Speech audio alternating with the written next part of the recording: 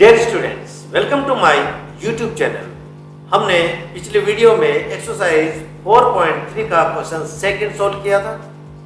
आज हम इस वीडियो में एक्सरसाइज 4.3 का क्वेश्चन थर्ड सॉल्व करेंगे। यह न्यू एनसीईआरटी बुक से लिया गया है। Let's begin. क्वेश्चन थर्ड है हमारे सामने। Is it possible to design a rectangular mango groove whose length is twice its breadth and the area is 800 meter square? If so, find its length and breadth. My dear students, इसमें यह पूछा गया कि क्या एक ऐसी आम की बगिया बनाना संभव है जिसकी लंबाई चौड़ाई से दुगनी हो और उसका क्षेत्रफल 800 मीटर स्क्वायर हो। यदि है, find its length and breadth. यदि है तो उसकी लंबाई और चौड़ाई ज्ञात कीजिए। ये इसका क्वेश्चन हमसे पूछा गया। ये प्रॉब्लम है और इसी प्रॉब्लम को हम सोल्व करेंगे और उसको सोल्व करने के लिए हम इसका एक इक्वेशन बनाएंगे प्रॉब्लम का, और जो हमसे पूछा गया है फाइंड जो हमें करना है उसी को हम लेट कर लेंगे। सॉल्यूशन यहां से स्टार्ट करते हैं। लेट द ब्रेड, हम ब्रेड को x मान लेते हैं और उसका जो लेंथ है उसको मानेंगे हम, क्योंकि x का जो ब्रेड है उसका ट्वाइस है लेंथ, तो हम यहाँ पर 2 लिख लेते हैं। 2x हो जाएगा, उसका ट्वाइस कर देंगे। जो रेक्टेंगल है उसमें लेंथ एंड ब्रेथ होती है। एरिया निकालते हैं तो उसमें लेंथ इंटू ब्रेथ होती है, तो हमें एरिया का फॉर्मूला लिख लेते हैं। Area of rectangular, length into breadth is equal to area. ये लेंथ का। अब हमने लेंथ जो हमने फाइंड करा यहाँ पर जो लेट किया था वो 2x, तो l की जगह हम लिख लेते हैं लेंथ की जगह 2x, और ब्रेथ है हमारे पास, हमने लेट किया था x, ये x हो गया, इज इक्वल टू एरिया यहाँ गिवन है 800 मीटर स्क्वायर, 800। अब 2x को x से मल्टीप्लाई कर लेंगे तो 2x square is equal to 800। अब x स्क्वायर की हम वैल्यू निकालेंगे तो x स्क्वायर ऐसी चीज यहाँ पर लिख लेते हैं, इज इक्वल टू 800। जो इसका कोफिशिएंट है 2, जो मल्टीप्लाई में है वो नीचे भेज देते हैं 2 को, ये 2 हो गया डिनोमिनेटर में। अब इसको डिवाइड कर लेते हैं, काट लेते हैं। 2 1 जा 2, 2 4 जा 8, और ये 0 इसके पीछे लगा लेते हैं तो 4 और ये 0 400 हो गया। तो x square is equal to 400। अब हम इसका इक्वेशन बनाएंगे, क्वाड्रेटिक इक्वेशन। तो x स्क्वायर 400 को हम लेफ्ट हैंड साइड भेज देंगे, माइनस में हो जाएगा प्लस में, तो माइनस 400 इज इक्वल टू 0। हम इसकी क्वाड्रेटिक जो स्टैंडर्ड क्वाड्रेटिक फॉर्मूला है वो उनकी वैल्यू ले लेते हैं।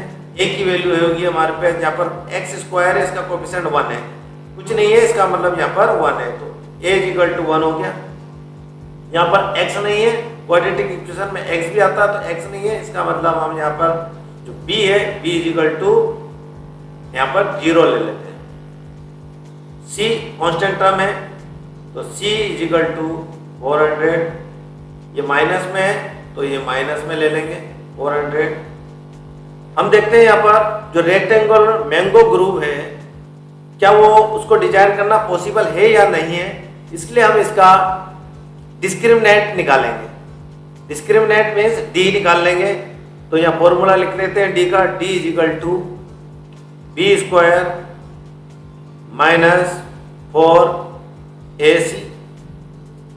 अब इसकी वैल्यूज रख लेते हैं।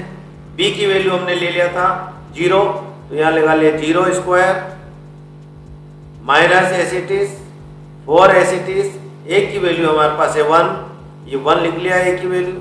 c की वैल्यू है माइनस 400, ये लिख लिया माइनस 400। a 0 पे स्क्वायर है तो ये इसकी कोई वैल्यू नहीं है, लिखने की जरूरत नहीं है। हम यहाँ पर लिख लेते हैं माइनस 4 को 1 से करा तो माइनस 4 1 आया, और -4 1 को मल्टीप्लाई करेंगे -400 से, तो माइनस माइनस प्लस हो जाता है, 4 4 जा 16 और ये 2 जीरो लगा लेते हैं, 1600 हो जाएगा प्लस का 1600। अब देखो 1600 जो D होता है वो 0 से बड़ा आ रहा है, ये यहाँ देखो 1600 इज ग्रेटर देन 0, 0 से ये बड़ा है। इसका मतलब ये हुआ इस इक्वेशन में रियल रूट्स है, इसके लिए it is possible to design, इसका डिजाइन हम कर सकते हैं। तो अब इसका जो वापस हम ये जो इक्वेशन है वो इधर यहाँ लिख लेते हैं। हम अब इसकी लेंथ और ब्रेथ फाइंड करेंगे, इसीलिए हम ये x² माइनस 400 यहाँ पर लिख लेते हैं इक्वल टू 0। x² और 400 को हम राइट हैंड साइड भेज देंगे, प्लस में हो जाएगा इक्वल टू 400। अब x² है तो x² को हमें यहाँ से हटाना है, इसलिए हम यहाँ पर रूट लगाएंगे। यदि हम यहाँ पर रूट लगा रहे हैं तो यहाँ पर भी हम रूट लगा देंगे, तो स्क्वायर रूट से कैंसिल हो जाएगा और x इज इक्वल टू √400 हमें मिला।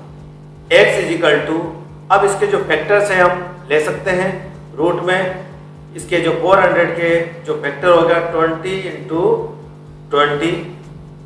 अब यहाँ से हम देखते हैं 20 में से एक बाहर आ जाएगा, x इज इक्वल टू हमें मिलेगा, यहाँ से एक बाहर आएगा, पेयर बन रही है तो ये हो गया 20, x इज इक्वल टू 20। अब ब्रेथ हम आपको मिल गई, ब्रेथ इज इक्वल टू हमने लेट कर लिया था, ब्रेथ इज इक्वल टू हमने लेट किया था x, तो x की वैल्यू हमें मिली 20, x इज इक्वल टू 20, यानी ब्रेथ हमें मिल गया 20। लेंथ निकालने के लिए लेंथ इज इक्वल टू हमने लेट किया था 2x, ये 2x, 2 का 2, x की वैल्यू हमें मिल गई थी 20, तो इसको मल्टीप्लाई कर लेंगे 20 से, x की जगह हम 20 लिख लेते हैं, 2 2 जा 4, 4 और 1 0, 40 आया। तो हमें इसकी लेंथ और ब्रेथ हमने फाइंड कर लिया है। इसका जो ब्रेथ है वो 20 है और इसकी लेंथ है वो 40 है।